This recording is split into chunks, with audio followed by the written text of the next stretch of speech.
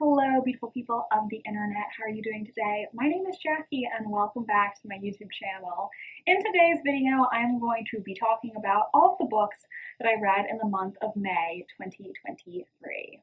In the month of May, I read 8 books and I also DNF'd 1. Granted, 2 of the books were books that I'd started in April and finished at the beginning of May.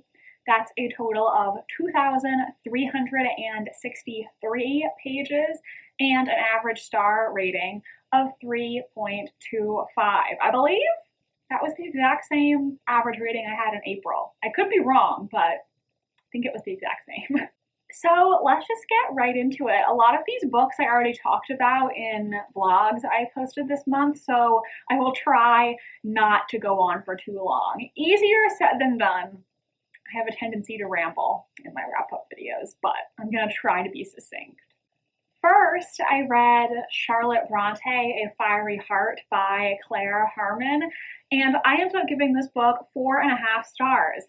This is a biography of Starlet Letter, which I read while I was on my trip to England. One day I went to the Brontë parsonage, which was so much fun. I will link that vlog in the card.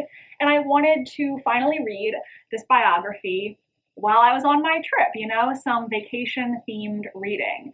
I really did enjoy this biography overall. I felt like Harmon's writing style was very engaging. Sometimes when you read nonfiction, it can be a bit dry, but that was not my experience here. I think really my only issue with this book and the reason I didn't give it 5 stars is because I think this book had a fault that I personally think a lot of nonfiction books have, where the author makes these assertions, but I'm like, well, that's your opinion or your interpretation. You can't act like that's a fact because it's impossible to know what historical people were thinking. You can only make your own opinions based on the information that you have. There were also a few instances where she kind of sexualized things that, in my opinion, were not sexual, and it was kind of uncomfortable. I was like, sis, are you okay?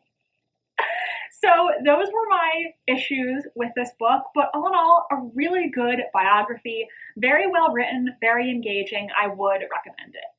Next, I read The Service of the Dead, the first Kate Clifford mystery by Candace Robb.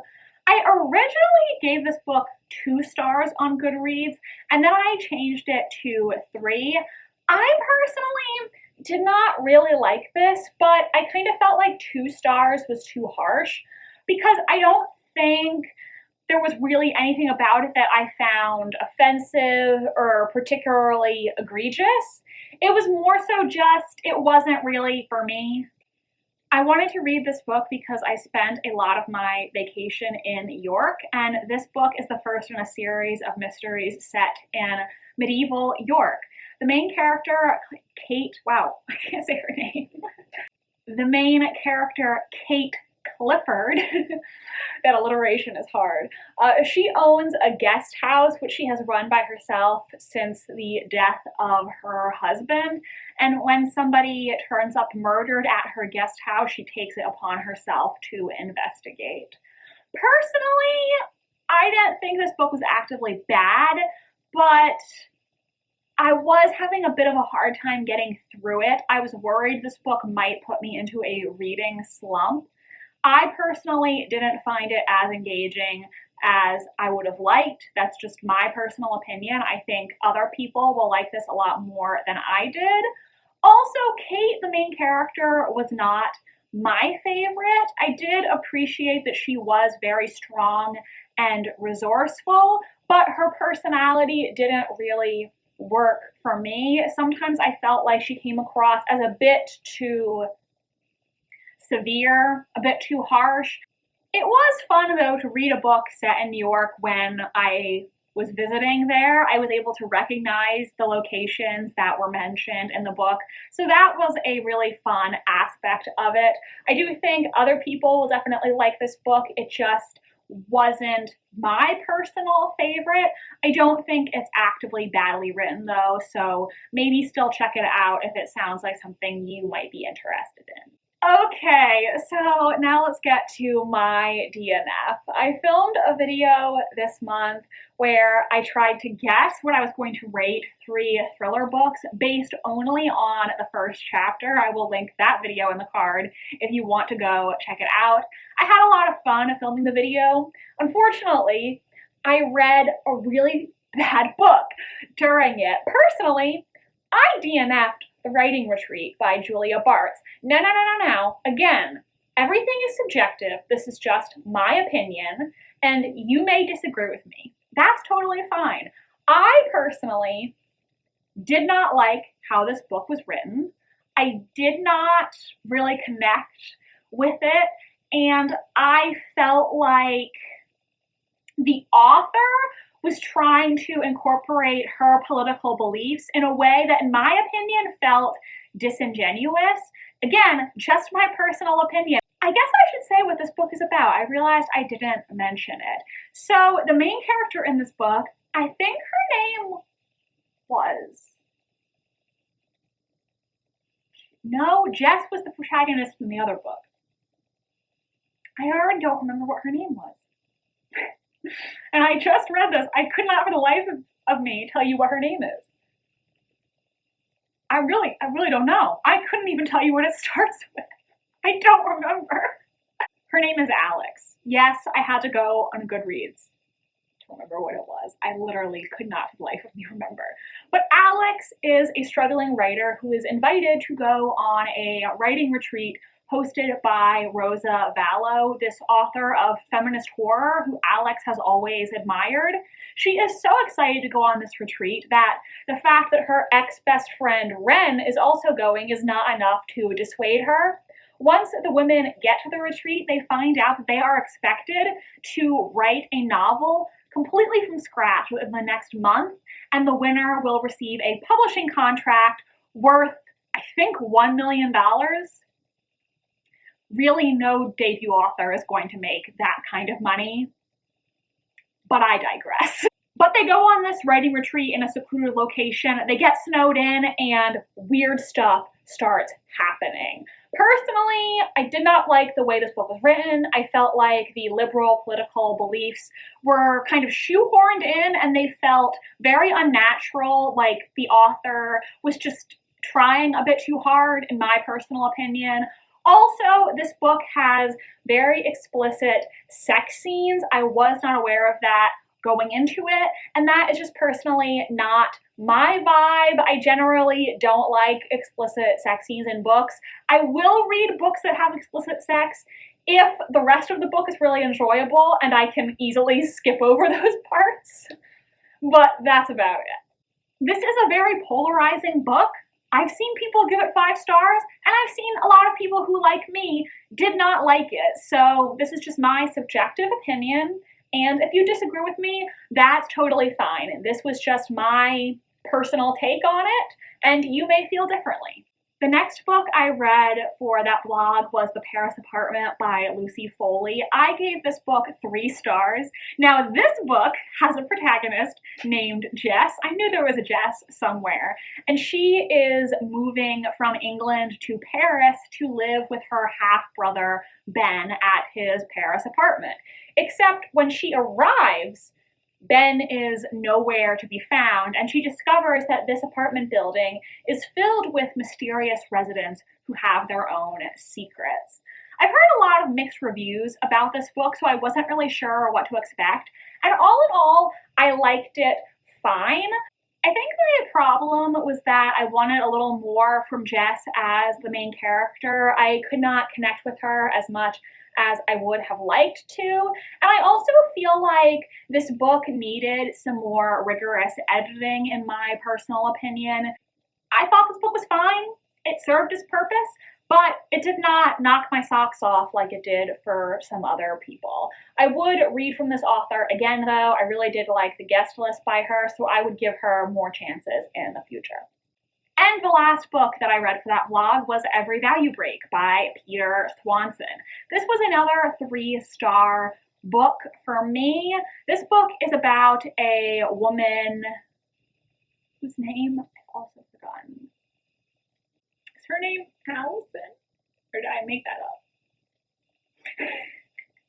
Like, guys, if it's been less than a month and I can't remember the main character's name, you know that means I did not connect with him. Like, I already don't remember. I think her name started with an A. But now I'm not sure. God damn it. It's Abigail. Okay, so I was right that it started with an A. But Abigail is getting married, except at her bachelorette party, she ends up cheating on her fiance with a man she meets. They have a one-night stand, and Abigail decides she's going to go forth with her wedding and just not tell her future husband. Except when they go off to a secluded island off the coast of Maine for their honeymoon, the man that she slept with is also at the resort. Abigail begins to wonder, did he stalk her? Did he follow her here? Is there some greater conspiracy going on that she's not aware of? This book is pretty lowly rated on Goodreads, and I have to say it was not as bad as I feared it might be. I gave it a 3-star because I thought it was good enough, not going to be a very memorable read to me or an all-time favorite. I said in my vlog that I think one of this book's problems is it's marketed as a mystery thriller, and I don't think it is one. I think it's more of a suspense novel or a light horror. And so maybe part of the reason a lot of people didn't like this book is because they went in expecting it to be something that it wasn't. I also read one more contemporary mystery thriller in the month of May. Originally, I was going to include it in that vlog, but I ended up not having the time. That was The Other People by C.J. Tudor. I was kind of torn about my rating for this one, so I decided to give it a 3.5 star. 3 years ago, Gabe was driving home when he saw a little girl who looked exactly like his daughter, Izzy, in the back of the car in front of him on the highway. She looked right at him and mouthed the word daddy, then was gone moments later. When Gabe got home that night, he found out that his wife was dead and Izzy was also dead. This is something that Gabe has a really hard time accepting, and he spends the next 3 years still looking for Izzy because he still believes that she might be alive. He is certain that this little girl he saw was his little girl. Now, 3 years after Izzy's supposed death, Gabe is searching high and low to figure out the truth of what happened to his wife and child. At the same time, we are following a character named Fran, who, with 8-year-old Alice, is trying to escape her past. The two of them are on the run and have been for years. Why? Because Fran knows the truth about what happened to Gabe's daughter, and she knows the secrets of a mysterious group known as the Other People. This book was so creepy and unsettling. It really was well written in that regard, and I think this would be a great book to read around Halloween if you want a thriller that's a little bit spooky. This book sort of reminded me of The Whisper Man by Alex North, just in terms of their creepy vibes and the way they are written. I enjoyed this book while I was reading it. I was able to pretty much predict where the story was going, though. Not all that much took me by surprise. It also had a bit of a supernatural element that I wasn't expecting based on the plot description, and I kind of feel like that paranormal element didn't need to be in the book because I feel like the book would have had the exact same effect without it, and it was never fully explained. So that part of the book was just a little odd to me. I also, generally speaking, don't like supernatural elements in my mystery thrillers in general, though that's just my personal preference. If you're looking for a creepy mystery thriller to read in spooky season, I would recommend this one. I thought it really served its purpose. If there are any other books by this author that you think are worth my time, definitely let me know in the comments. Then for this month's Read Christie prompt, I read They Do It With Mirrors by, of course, Agatha Christie. This is one of the Miss Marple mysteries, and I ended up giving this book 3 stars. I gave it 3 stars, so obviously I did enjoy it somewhat. I do think it is probably one of my least favorite Agatha Christie books that I have read. In this book, Miss Marple is asked to check up on her friend Carrie Louise. Carrie Louise, together with her 3rd husband, runs this school for, let's call them, wayward youths. And so Miss Marple goes to see what's going on with Carrie Louise. But while she is there, Carrie Louise's husband and one of the students get into an altercation. And at the exact same time that is happening, a house guest is murdered in a different part of the house. I filmed a trying to solve Agatha Christie video for this book, so go check that out if you want to watch it. I will link it in the card. I absolutely love making these trying to solve Agatha Christie videos. I always have fun filming them. My issue with this book is I think the whodunit was extremely obvious, but I feel like the motive kind of came out of nowhere and it wasn't foreshadowed. So while I was able to guess who was behind the killing pretty easily, I felt like the motive that I came up with was better than what the actual motive was. I just wish that part of the ending had been foreshadowed a bit more because it really just came out of nowhere. I read that part and I was like, what? Where did that come from? It was still an Agatha Christie book though, and I really love her writing, so I did still have a good time reading it. I just think in terms of solutions, it was not her best work. Finally, I read 2 NetGalley arcs. Thank you so much to the publishers for providing me with my arcs in exchange for an honest review. I will link the video where I review these books in the card and just share some brief thoughts here. First, I read The Starlet Letter by Julie Matheson, which is the first in the Canary House Mysteries series. This is a young adult historical mystery that takes place in New York after the Great Depression. Teenage sisters Vivian and Viola live at Canary House with their parents. Due to their financial difficulties, they've had to turn their home into a boarding house, and many eccentric residents live with them. One of these residents is Ziegfeld Follies star Babs Leroy, and when Babs goes missing, the twins take it upon themselves to figure out what happened to her. I really liked this author's writing style and the humor and whimsy in it. She described her book in the author's note as Nick and Nora from The Thin Man meets a Wes Anderson film. So if that sounds interesting to you, definitely check this out. I really liked the character of Viola. Vivian was fine. I didn't like her quite as much because sometimes I felt like she came across as a bit mean. The romantic storyline also went a little too fast for me, though that is often how I feel about young adult romantic storylines. So again, that might just be personal preference and other people will like the romance just fine.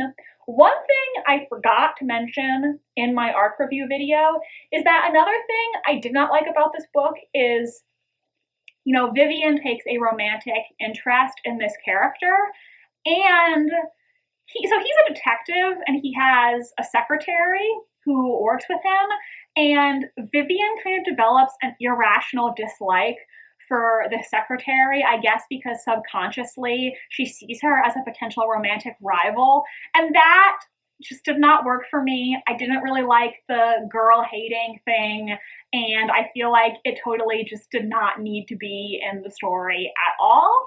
All in all, I might check out the next book in the series because I did really like the author's writing style and tone.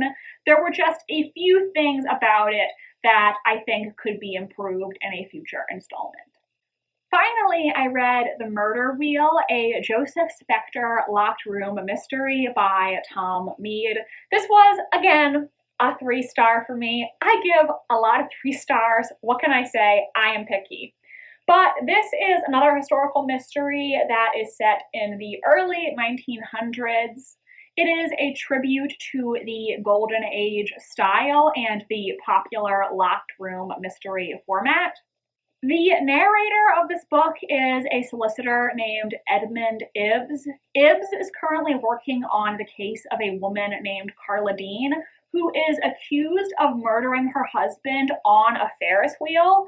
So it seems like she's the only one who could have possibly shot him, but Ibbs is not entirely convinced. Then a murder also takes place during a magic show Ibbs is attending, and he has reason to believe that this murder may also be connected to Carla Dean's case. As he tries to figure out the truth and risks becoming a suspect himself, he encounters magician Joseph Spector, who has a knack for observation and has previously worked with Scotland Yard to investigate crimes. Overall, I enjoyed this one. I think if you, like me, enjoy Agatha Christie and that Golden Age style, you will like the way this book is written. I think it embodies that writing style very well. There were also some self-referential moments in the book that I quite enjoyed. The one thing I really did not like about this was the epilogue. I feel like I would have liked this book more if the epilogue was not included, because I felt like that last minute twist wasn't really necessary. So those are all the books that I read in the month of May. Let me know, what did you read in the month of May? Did you read any of the books that I did? Let me know in the comments section. Thank you so much for watching this video. I hope you enjoyed it. If you did, make sure to give it a big thumbs up and subscribe to my channel if you want to see more from me. I post new videos every Wednesday and Sunday. My social media links are down below if you want to follow me on Tumblr, Instagram, or be my friend on Goodreads. Thanks so much for watching, and I hope you have a magical rest of your day. Bye, and I'll see you